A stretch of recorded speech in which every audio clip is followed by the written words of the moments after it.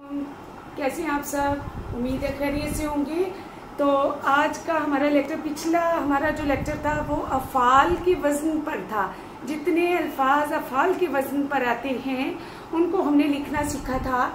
ये ऐसे ही है जैसे कल आपके हाथ में दे दिया जाए और आपको कहा जाए कि इसकी मिसालें लिखें। तो इसी तरह अगला हमारा जो वज़न है अरबी का वो है फ़ोला।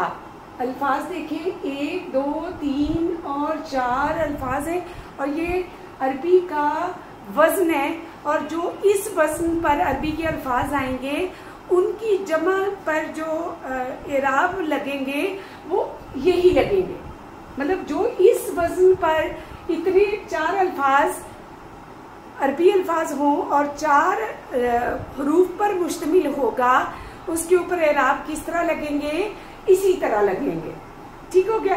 अच्छा जी, पहला लफ्ज है हमारे पास जाहिल, जोहला। मतलब जमा क्या हुई, जोहला।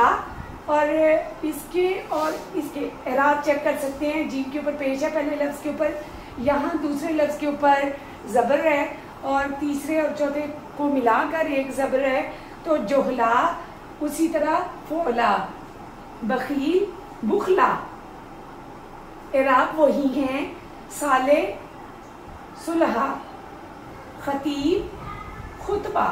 अच्छा, खुतबा पहले हमारे यहाँ पुरानी किताबों में इस तरह लिखा जाता है। मैंने लफ्ज वो इसलिए यहाँ पर पॉइंट आउट करने के लिए लिख दिया था कि खुतबा इस तरह लिखा जाता था।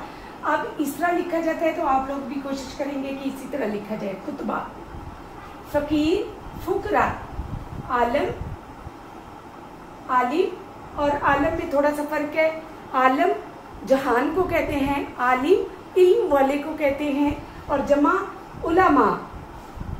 वजीर, वुज़रा, वकील, मुकला, फाजल, फुजला, शरीक, शुरका, अमीर, उमरा, आकिल, उकला, शहीद, शुहदा, वारिस, वुरसा।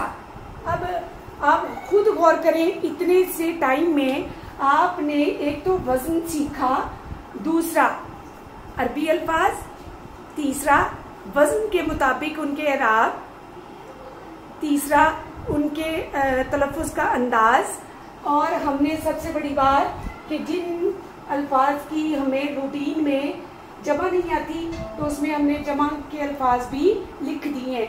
तो उम्मीद है कि आप लोगों को ये वीडियो पसंद आई होगी। इसे लाइक कीजिए, शेयर कीजिए और सब्सक्राइब कीजिए।